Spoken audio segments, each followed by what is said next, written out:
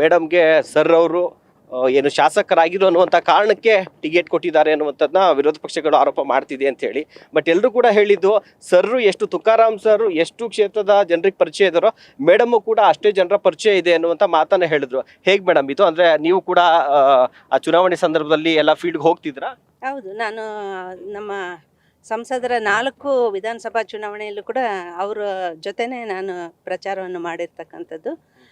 ಅವರು ಪ್ರತಿ ಗ್ರಾಮಕ್ಕೆ ಭೇಟಿ ಕೊಟ್ಟಾಗ ನಾನು ಮಹಿಳೆಯರನ್ನೆಲ್ಲ ಮಾತಾಡಿಸಿ ಅವ್ರ ಸಮಸ್ಯೆಗಳ ಬಗ್ಗೆ ನಾನು ಕೂಡ ತಿಳ್ಕೊಳ್ತಾ ಇದ್ದೆ. ಹಾಗೆಯೇ ಕ್ಷೇತ್ರಾದ್ಯಂತ ನಮ್ಮೆಲ್ಲ ಮುಖಂಡರ ಪರಿಚಯ ನನಗಿರೋದ್ರಿಂದ ಮತ್ತು ಎಲ್ಲ ಕಾರ್ಯಕರ್ತರ ಒಂದು ಪರಿಚಯ ನನಗಿರೋದ್ರಿಂದ ಇವತ್ತು ಪಕ್ಷ ನನಗೊಂದು ಅವಕಾಶ ಕೊಟ್ಟಿದೆ.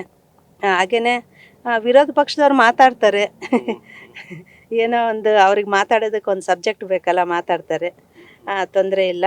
ಆದರೆ ಒಂದು ಪಕ್ಷ ಒಬ್ಬ ಅಭ್ಯರ್ಥಿನ ಗುರುತಿಸ್ಬೇಕಾದ್ರೆ ಅವ್ರ ಬಗ್ಗೆ ಒಂದು ಸರ್ವೆ ಅಂತ ಮಾಡ್ತಾರೆ. ಆ ಸರ್ವೆಯಲ್ಲಿ ಜನಪರವಾದ ಒಲವು ನನ್ನ ಕಡೆಗೆ ಹೆಚ್ಚಾಗಿರೋದ್ರಿಂದ ಇವತ್ತು ನನ್ನನ್ನೇ ಅಭ್ಯರ್ಥಿಯನ್ನಾಗಿ ಘೋಷಣೆ ಮಾಡಿದ್ದಾರೆ. ಓಕೆ ಮೇಡಮ್, ಒಂದು ಉಪಚುನಾವಣೆ ಅನ್ನುವಂಥದ್ದು ನಾರ್ಮಲ್ ಚುನಾವಣೆಯಷ್ಟು ಸಲೀಸಲ್ಲ. ಎಂಥವ್ರಿಗೆ ಆದರೂ ಕೂಡ ಉಪಚುನಾವಣೆ ಅಂತ ಬಂದಾಗ ಎಲ್ಲೋ ಸ್ವಲ್ಪ ಆತ್ಮಸ್ಥೈರ್ಯ ಕುಗ್ಗುತ್ತೆ. ಅದು ಪುರುಷರಾಗಿದ್ದರೂ ಅವ್ರಿಗೂ ಕೂಡ. ಒಬ್ಬ ಮಹಿಳೆಯಾಗಿ ನಿಮ್ಮ ಒಂದು ಆತ್ಮಸ್ಥೈರ್ಯ ಈ ಉಪಚುನಾವಣೆ ಎದುರಿಸುವಂಥ ನಿಟ್ಟಿನಲ್ಲಿ ಎಷ್ಟು ಮಟ್ಟಿಗಿದೆ ಮೇಡಮ್? ನಮಗೆ ಇದು ಉಪಚುನಾವಣೆ ನಮಗೆ ಅಂಥ ದೊಡ್ಡ ಸವಾಲೇನಲ್ಲ. ಯಾಕಂದರೆ ಇಲ್ಲಿ ನಡೆದಂಥ ಅಭಿವೃದ್ಧಿ ಕೆಲಸಗಳು ತಾವು ಗಮನಿಸಿರ್ಬೋದು. ಹಾಗೆಯೇ ನಮ್ಮ ಶಾಸಕರಾದ ತುಕಾರಾಮ್ ಅವರು ಏನು ಜನಪರವಾದ ಕೆಲಸಗಳು ಮಾಡಿದ್ದಾರೆ. ಹಾಗೆಯೇ ಇಲ್ಲಿ ನಮ್ಮ ಕಾರ್ಮಿಕ ಸಚಿವರಾದ ಸಂತೋಷ್ ಲಾಡ್ ಅವ್ರದ್ದು ಸ್ವತಃ ಮೊದಲೇದು ಇದು ಕ್ಷೇತ್ರ. ಮೊದಲು ಅವರು ಇಲ್ಲಿ ನಿಂತು ಗೆದ್ದಿರ್ತಕ್ಕಂಥದ್ದು ಸ್ವಕ್ಷೇತ್ರ. ಇದು ಮೀಸಲಾತಿ ಬಂದ ನಂತರ ಅವರು ಕಲಘಟಗಿಗೆ ಹೋಗಿರ್ತಕ್ಕಂಥದ್ದು. ಮೀಸಲಾತಿ ಅಡಿಯಲ್ಲಿ ತುಕಾರಾಮ್ ಅವರು ಇಲ್ಲಿ ಶಾಸಕರಾದರು. 4 ಬಾರಿ ಅವರು ಕ್ಷೇತ್ರ ಜನರ ಜೊತೆಗೆ ನಿರಂತರವಾದ ಒಂದು ಒಡನಾಟ, ಕ್ಷೇತ್ರದ ಅಭಿವೃದ್ಧಿ ಪರ ಅವ್ರಿಗೆ ಇರ್ತಕ್ಕಂಥ ಒಂದು ಕಾಳಜಿ, ಇದನ್ನು ನಮ್ಮ ಜನ ಎಲ್ಲ ಬೆಂಬಲಿಸ್ತಾ ಬಂದರು. ಇವತ್ತು ಅವರು ಲೋಕಸಭೆಗೆ ಹೋದಾಗ ಇಲ್ಲಿ ತೆರವಾದ ಸ್ಥಾನಕ್ಕೆ ಇವತ್ತು ನಮ್ಮನ್ನು ಜನ ಒಪ್ಪಿ ಆರಿಸಿರ್ತಕ್ಕಂಥದ್ದು.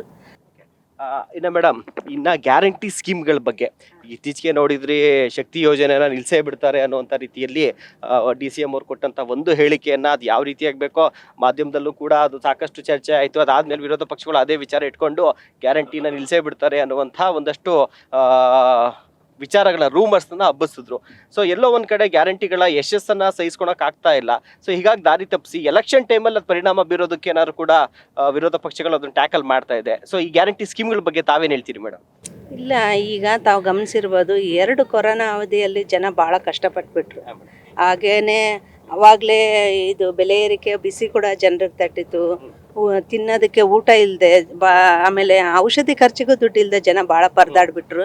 ಅವತ್ತು ವಿರೋಧ ಪಕ್ಷದಲ್ಲಿದ್ದ ನಮ್ಮ ಸಿದ್ದರಾಮಯ್ಯನವರು ಪ್ರತಿ ಬಡ ಜನರ ಕಷ್ಟವನ್ನು ಸೂಕ್ಷ್ಮವಾಗಿ ಅರ್ತು ಮತ್ತೆ ಮುಂದೆ ಬರ್ತಕ್ಕಂಥ ವಿಧಾನಸಭೆ ಒಂದು ಚುನಾವಣಾ ಸಂದರ್ಭದಲ್ಲಿ ಈ ಯೋಜನೆಯನ್ನು ರೂಪಿಸಿ ಎಲ್ಲರಿಗೂ ಅನುಕೂಲ ಆಗಲಿ ಅಂತೇಳಿ ನಾವು ವಿಧಾನಸಭೆ ಚುನಾವಣೆಯಲ್ಲಿ ಪ್ರಚಾರಕ್ಕೆ ಹೋದ ಟೈಮ್ನಾಗೆ ಇದು ಗ್ಯಾರಂಟಿ ಕಾರ್ಡ್ಗಳು ನಾವೊಂದು ಕಡೆಯಿಂದ ಕೊಟ್ಕೊಂತ ಬಂದರೆ BJP ಅವ್ರು ನಮ್ಮ ಹಿಂದೆ ಇದೆಲ್ಲ ಸುಳ್ಳು, ಅವ್ರು ಸುಳ್ಳು ಆಶ್ವಾಸನೆಗಳು ಕೊಡ್ತಾ ಇದ್ದಾರೆ ಅಂತಂದೇಳಿ ಅವರು ಪ್ರಚಾರ ಮಾಡ್ತಾ ಬಂದರು.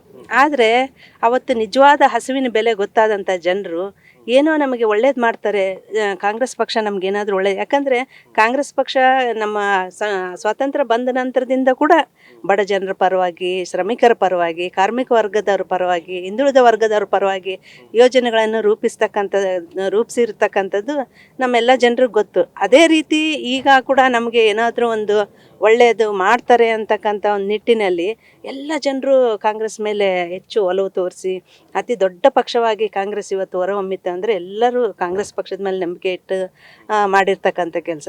ಇವತ್ತು ಜನರ ನಂಬಿಕೆಯನ್ನು ಉಳಿಸ್ಕೋಬೇಕು. ಯಾಕಂದರೆ ಇವತ್ತು ಅತ್ಯಂತ ಒಂದು ಕಷ್ಟದ ಪರಿಸ್ಥಿತಿಯಲ್ಲಿ ಜನ ನಮ್ಮನ್ನು ಕೈಲಿ ಹಿಡಿದಿದ್ದಾರೆ. ಈಗ ನಾವೇನು ಅವ್ರಿಗೆ ಕೊಟ್ಟಂಥ ಭರವಸೆಗಳನ್ನ ನಾವು ಈಡೇರಿಸಲೇಬೇಕು. ಯಾಕಂದರೆ ಬಡ ಜನರ ಒಂದು 3 ಹೊತ್ತಿನ ಊಟಕ್ಕೆ ಏನು ಅನುಕೂಲ ಬೇಕು ಅದನ್ನೆಲ್ಲ ನಮ್ಮ ಸರ್ಕಾರ ಮಾಡಿಕೊಡ್ತು. ಯಾವುದೇ ಕಾರಣಕ್ಕೂ ನಿನ್ನೆ ಕೂಡ ನಮ್ಮ ಮಾನ್ಯ ಉಪಮುಖ್ಯಮಂತ್ರಿಗಳಾದ ಡಿ ಕೆ ಶಿವಕುಮಾರ್ ಅವರು ಕೂಡ ಹೇಳಿದರು, ಯಾವುದೇ ಕಾರಣಕ್ಕೂ ಈ ಯೋಜನೆಗಳನ್ನು ನಾವು ನಿಲ್ಲಿಸೋದಿಲ್ಲ, ಮುಂದುವರ್ಸ್ಕೊಂಡು ಹೋಗ್ತೀವಿ, ತಾವು ಯಾರೂ ಆತಂಕ ಪಡಬೇಕಾಗಿಲ್ಲ ಅಂತಂದೇಳಿ. ಇವತ್ತು ಒಂದು ಮಹಿಳೆಗೆ ಒಂದು ಮನೆಯನ್ನು ನಿಭಾಯಿಸ್ಬೇಕಂದ್ರೆ ದಿನನಿತ್ಯ ಹೋರಾಟ ಮಾಡ್ತಕ್ಕಂಥ ಪರಿಸ್ಥಿತಿ.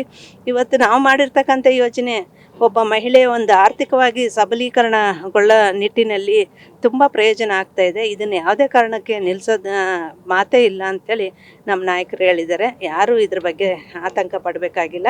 ಇವತ್ತು ಇಷ್ಟೆಲ್ಲ ಯೋಜನೆಗಳು ಇಷ್ಟು ಪ್ರಸಿದ್ಧಿಗೆ ಬಂದು ಜನ ಎಲ್ಲ ಕಾಂಗ್ರೆಸ್ ಪರವಾಗಿ ಒಲವು ತೋರಿಸೋದ್ರಿಂದ ಈಗ ಬಿ ಜೆ ಪಿಯವರು ಜನರ ಮುಂದೆ ಯಾವ ಯೋಜನೆಗಳು ಇಟ್ಕೊಂಡು ಮುಂದೆ ಹೋಗ್ತಾರೆ. ಈಗ ಅವ್ರದ್ದೇ ಸರ್ಕಾರ ಇದ್ದಾಗ ಅವ್ರು ಎಷ್ಟು ಜನರಿಗೆ, ಬಡ ಜನರಿಗೆ ಸಹಾಯ ಮಾಡಿದರು, ಅದು ಕೂಡ ಇವತ್ತು ಜನ ಗಮನಿಸ್ತಿರ್ತಾರೆ. ಅವರ ಸರ್ಕಾರದಲ್ಲಿ ನಾವೆಷ್ಟು ಅನುಕೂಲಗಳನ್ನು ತಗೊಂಡಿವಿ ಸರ್ಕಾರದಿಂದ ಅಂತಂದು.